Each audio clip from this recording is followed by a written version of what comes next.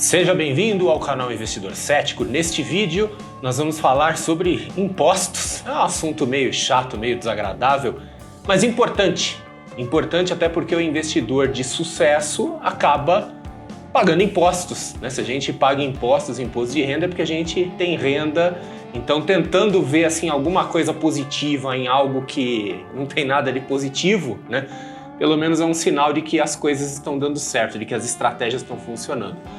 Mas é isso, vamos falar então sobre como otimizar fiscalmente os nossos investimentos e a gente se vê em instantes logo depois da vinheta.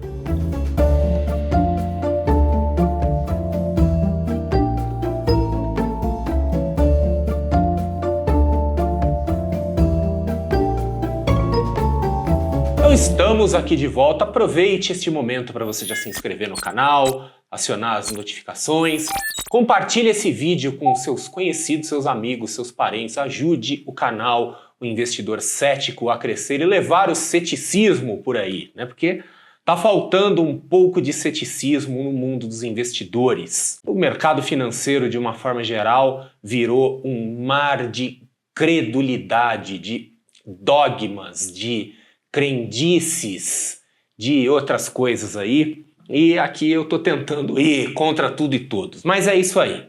Então, para falar de impostos, né, lembrando uma clássica frase do Benjamin Franklin, que diz que as únicas coisas inevitáveis são a morte e os impostos. Quanto à morte, né, a gente está assistindo aí alguns avanços científicos aí na área de longevidade que eu já começo a achar que em algum momento no futuro a gente vai arrumar uma solução para a morte. Já quanto aos impostos eu já não sou tão otimista assim, tá? Então a gente tem que aprender a conviver com isso e fazendo aquelas ressalvas habituais. Primeiro é que eu não sou exatamente um expert em assuntos fiscais. Então eu não sou um contador, talvez um contador assim militante, atuante nessa área, seria a pessoa ideal para falar sobre estratégias de otimização fiscal. Pelo menos em minha defesa eu vou dizer o seguinte, eu não sou contador, mas eu sou um graduado em ciências contábeis. Olha que interessante, há poucos anos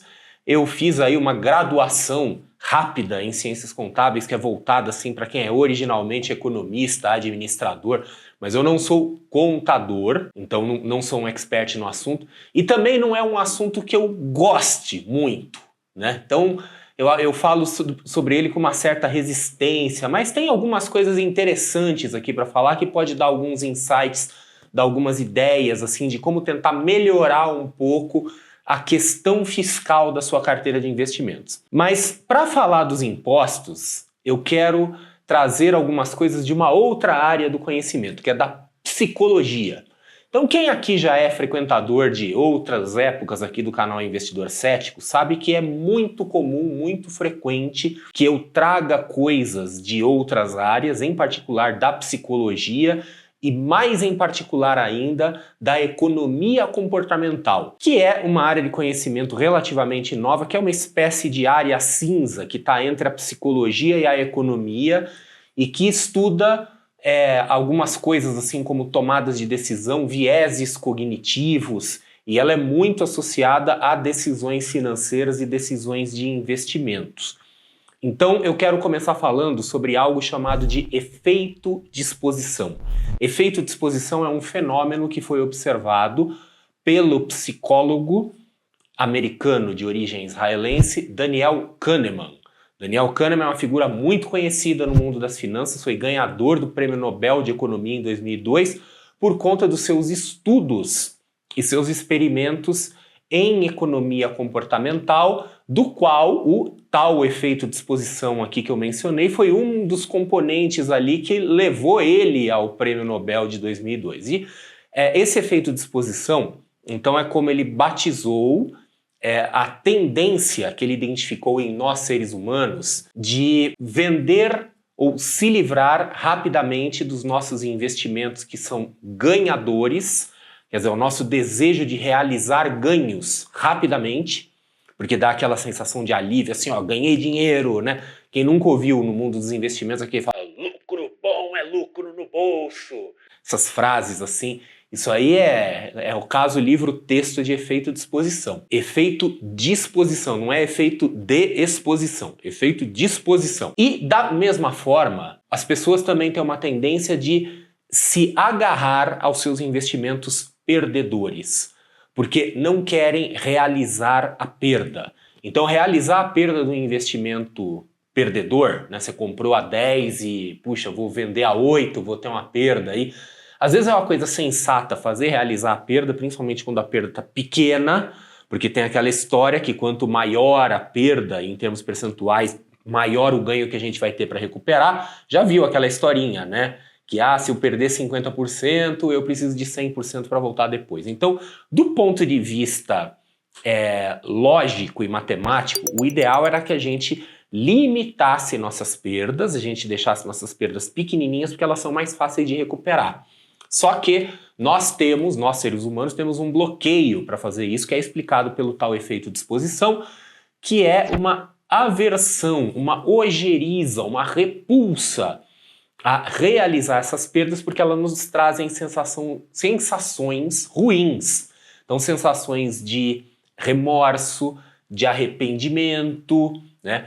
A dor da perda realizada, aquela coisa assim de tomar consciência forçadamente de que nós cometemos um erro na nossa análise, porque a gente comprou determinado ativo, determinada ação, achando que ia subir, e a gente fez aquela análise perfeita, aquela coisa super minuciosa, não tem como dar errado, e deu errado.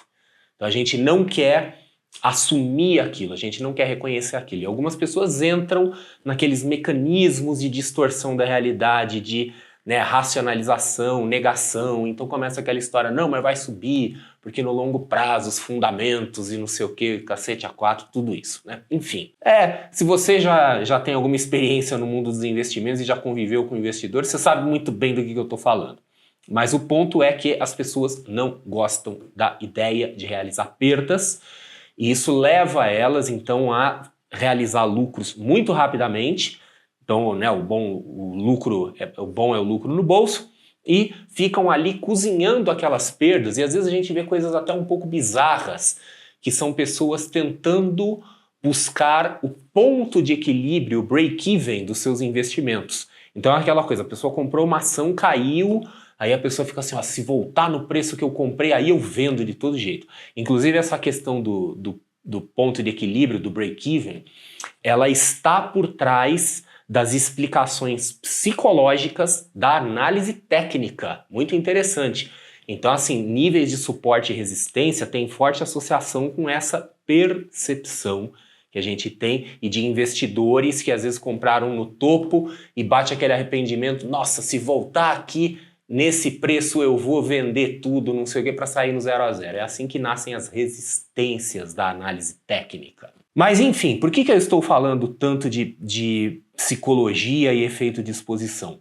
Porque o efeito de exposição ele acaba tendo também um efeito fiscal, porque a pessoa, ao vender as suas ações vencedoras e segurar as perdedoras, ela está realizando lucro, ela está pagando imposto, ela está antecipando imposto e ela não está acumulando ou guardando e utilizando no futuro créditos tributários que ela poderia usar. Lembrando que o Brasil é um país bastante generoso no uso dos créditos tributários em operações de ações. Vamos falar isso bem baixinho, bem quietinho, tomara que ninguém da Receita Federal, do Ministério da Economia ouça eu falando isso aqui, porque começa a dar ideia na cabeça dos caras. Mas aqui entre nós, tá? O Brasil é bem generoso nessa questão de compensação de perdas. É mais generoso que outros países por aí. E aí, as pessoas acabam fazendo isso, né? Quer dizer, acabam pagando imposto quando poderiam não pagar, simplesmente tentando contornar o efeito de exposição. Então, do ponto de vista da economia comportamental e da eficiência fiscal, o ideal é fazer o contrário disso. É você não vender os seus vencedores. Aquelas ações que estão performando bem, deixa performar bem, deixa correr, deixa subir, tá no momentum, tá no ímpeto, deixa elas irem lá seguir seu caminho, continuar se valorizando e vende as perdedoras. Porque ao vender as perdedoras, o que você faz? Você realiza prejuízo, você acumula esses créditos, você vai acumulando, você pode usar lá na frente. Quando chegar o momento de você vender suas vencedoras, que você já explorou o potencial de valorização delas, você vai ter créditos fiscais, você vai pagar menos impostos. Então você acaba deixando a coisa toda mais eficiente, fora que você dá o espaço necessário para que essas ações vencedoras se desenvolvam. Às vezes você fez uma análise tão minuciosa, você viu que tem um upside tão grande, mas você mata ela no meio do caminho, que é aquela coisa assim, olha, tem um upside aqui, esse negócio pode subir 100%, mas chegou 5%, nossa, deixa eu botar essa grana aqui no bolso, porque se ela der uma caidinha aqui, começa a dar os faniquito ali, começa a dar aqueles tremelique, a pessoa entra em surto, então não, é melhor vender agora.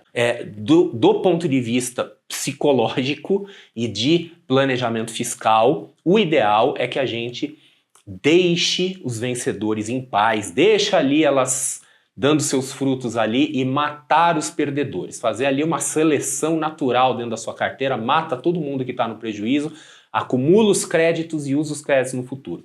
E por que eu digo que no Brasil, aqui a nossa legislação é bastante generosa? Porque nos Estados Unidos, por exemplo, a gente que gosta de usar Estados Unidos como referência para tudo, eles têm uma regra fiscal lá que eles chamam de wash sale, né? A venda para fazer lavagem, limpeza, né? Wash sale rule. E é uma regra que ela é exatamente para impedir que às vezes as pessoas vendam ações com prejuízo junto com ações que estão no lucro para tentar fazer um amortecimento de custo fiscal aí para pagar menos imposto. Porque o que acontece? Às vezes a pessoa está com aquela carteira, ela tem algumas ações assim que estão com um belo lucro e outras que estão com um belo prejuízo. Então fala assim, ó, deixa eu vender tudo de uma vez, eu vou realizar todo o lucro. E aí ela realiza, às vezes ela tem um lucro ali, que é o lucro líquido daquela carteira, paga ali um pouquinho de imposto, né? Menos do que ela pagaria se ela vendesse apenas as vencedoras e mantivesse com elas perdedoras, só que o que ela faz? Imediatamente ao vender aquelas ações perdedoras, ela recompra. Então assim, ó, vendeu agora e já recompra de novo. Ela realizou aquela perda, zerou, deu aquela limpada ali na carteira e começa de novo. Então, nos Estados Unidos tem uma regra que diz, que é o tal do wash sale rule, que diz que se você vender uma ação no prejuízo, neste momento, você não pode comprar esta ação de novo nos próximos 30 dias, ou melhor, você pode comprar nos próximos 30 dias, mas você não pode usar o crédito desta ação. Porque tem bastante gente lá que faz isso, vende a ação e imediatamente recompra, realiza o prejuízo e compra de novo. Usa aquele prejuízo para bater lucro de outras ações que são vendidas ao mesmo tempo e fica tudo beleza. Aqui no Brasil, né, até onde me diz respeito e que eu me lembre, nós não temos nenhuma regra que fala algo sobre isso. Tá? Então é algo que a gente pode aproveitar para tentar dar uma melhorada aí nas coisas da nossa carteira. Essa é, então, uma coisa interessante, tá? A gente já falou de duas coisas até o momento, que uma é você combater o efeito de exposição, deixando suas vencedoras quietinhas e matando suas perdedoras, que é o contrário do que a maioria das pessoas faz.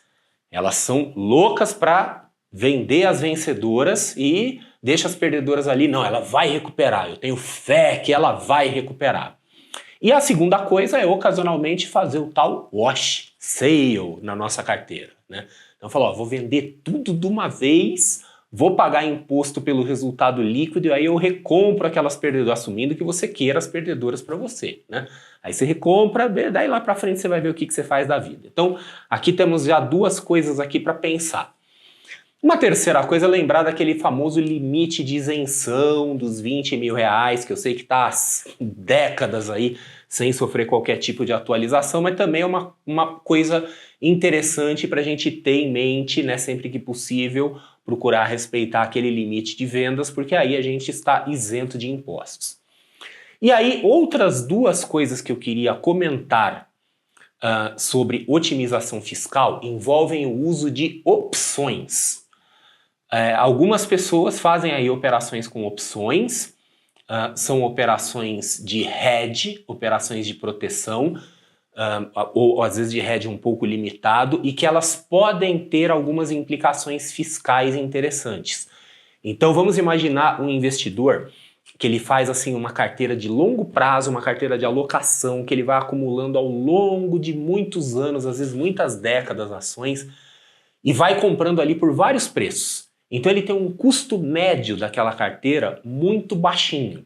Se ele vende alguma coisa daquela carteira, ele vai tomar uma cacetada de imposto porque ele foi acumulando lá ao longo do tempo. E a pessoa, obviamente, não quer vender para não ter que realizar esse ganho enorme que vai levar a um pagamento de impostos muito grande que ela poderia não fazer. Então, ela pode fazer, por exemplo, tem um tipo de operação que eu particularmente eu olho meio torto para ela, que é o famoso seguro de ações, o seguro de carteira, que é comprar uma opção de venda, uma put protetiva, para proteger uma ação.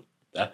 Essa estratégia de fazer seguro de carteira, eu sei que tem gente que gosta muito, que faz, e... Bom, um dia, em algum momento, eu vou fazer um vídeo só sobre isso, mas eu olho torto para esse tipo de operação porque eu já simulei 1 milhão de vezes. Eu cheguei à conclusão que, na maioria das vezes, o custo que a gente tem fazendo esse seguro, porque todo seguro tem custo, acaba sendo maior do que o prejuízo do qual a gente está tentando se proteger, pelo menos no longo prazo. Se a gente for considerar assim, muitos anos de mercado e as grandes quedas seguidas de eventuais recuperações.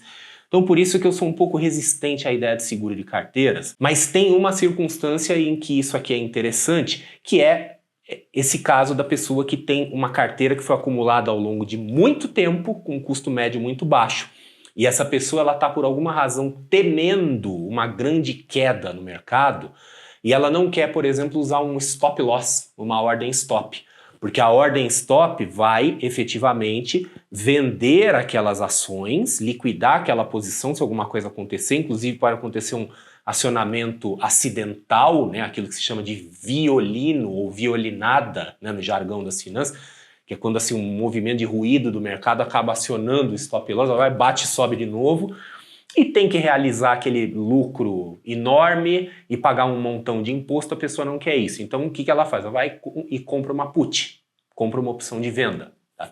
E fica ali com aquela opção protetiva, né, o seguro da carteira. Eventualmente ela nem exerce. Se o mercado cair, se o mercado despencar, ela vende aquela opção, né, ela acaba lucrando com a valorização do prêmio dela, então ela mantém a carteira dela, mantém as ações dela ali do jeito que estão, não vende, não realiza aquele lucro e faz aí um lucro novo com operação com ações, em São Compensa, quer dizer, bota o dinheiro e fica por isso mesmo. Então esse é um caso em que fazer uma proteção de carteira pode ser o melhor caminho, quer dizer, quando a pessoa tem um custo médio muito baixo. Tá? É uma circunstância muito específica, a gente pode dizer que isso está associado, então, à otimização fiscal da carteira. Um outro caso é a pessoa que faz a famosa venda coberta.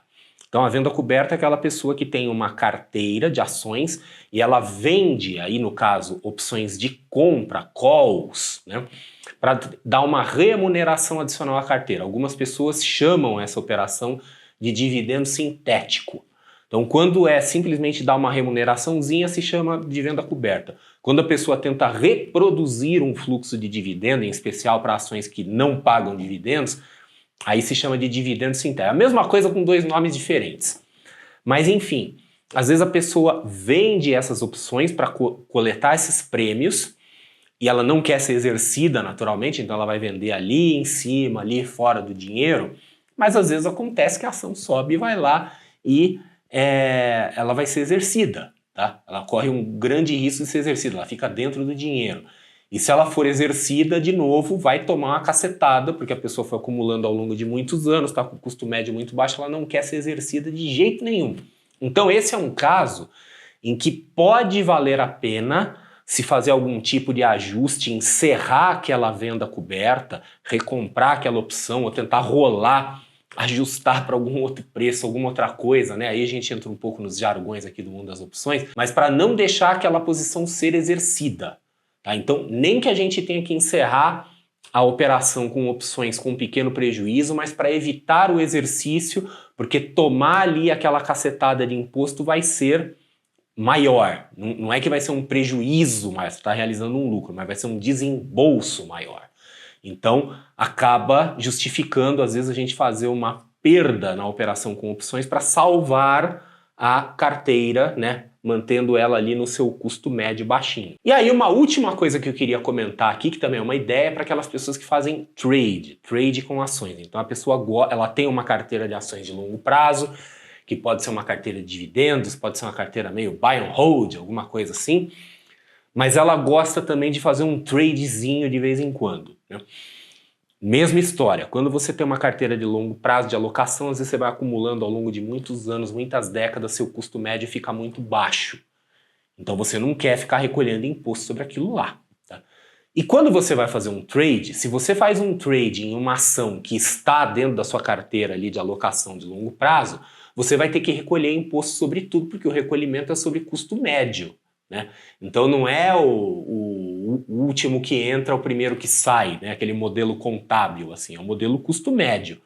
Então se você resolve fazer um swing trade, assim, inocentemente, nossa, eu vi aqui uma ação aqui, vou vender aqui, vou comprar aqui para daqui 3 dias eu vendo com lucrinho aqui, aí aquele lucrinho, no fim, pode acabar virando um prejuízo para você em termos de caixa, porque você vai ter que recolher imposto considerando o custo médio, e seu custo médio pode ser muito baixo. Então, se esse é o seu caso, se você tem uma carteira de longo prazo, de alocação, com custo médio baixo, tenha ações selecionadas apenas para aquela carteira e outras ações selecionadas para trade, para não misturar as bolas. Então você pode pegar algumas ações e falar assim, ó, essas ações aqui são para fazer trade, eu não vou colocar dentro daquela carteira, e as ações que estão dentro daquela carteira, eu não vou fazer trade com elas, porque se você vender, você vai ter que recolher pelo custo médio. E dependendo da ação, para você não cair na armadilha do custo médio, você pode até estabelecer uma regra assim para você, do tipo, olha, imagina que aquela ação tem ação ordinária e preferencial. Você pode falar, na minha carteira de alocação eu vou deixar as ordinárias e eu vou fazer trade com as preferenciais, até porque elas são mais líquidas, etc. Porque aí não mistura uma coisa com a outra. Então a última dica aqui, talvez recomendação sobre como otimizar fiscalmente a carteira, é para aqueles que fazem trade terem uma seleção de ações já pré-definidas, dizendo assim, ó, essas são para o longo prazo, essas são para trade, não mistura para não bagunçar essa questão aí do custo médio. Bom, então é isso, é um tema assim um pouco incomum aqui no canal Investidor Cético, é um tema de interesse dos investidores, sem dúvida, ele deveria até estar mais presente aqui, mas eu acabo não falando tanto, não dando talvez a importância que o tema mereça, né? Acabo falando mais aí sobre estratégias, sobre questões comportamentais aí do mercado financeiro, mas de qualquer forma eu espero que essas ideias aqui, essas coisas aqui, possíveis estratégias apresentadas, possam te ajudar em alguma coisa, de repente dar algum tipo de insight, de repente pode ajudar aí a dar uma melhorada na eficiência da sua carteira, nos seus ganhos, né? E, enfim, é isso. Se você souber de aí algum outro hack fiscal que você possa compartilhar aqui, coloca nos comentários. Aproveita que o meu canal ainda não é um canal super popular, que o pessoal da Receita Federal ainda não está assistindo ele, monitorando, pelo menos eu acho que não está, né? Então você pode contar aí sem ter medo de que isso vai cair num público muito grande aí, daqui a pouco vem a Receita Federal aí e cria um patch, né, para acabar com esse hack fiscal aí. Então, conte aí nos comentários o que você achou, se você tem alguma outra ideia, né, o que você acha, o que você acha que dá para fazer aí para a gente melhorar esses ganhos, sabendo que a gente não vai ter como evitar os impostos. A morte, quem sabe um dia a gente evita, né? Agora impostos, acho que vai ser difícil. Bom, é isso aí. Espero que você tenha gostado. A gente se vê no próximo vídeo.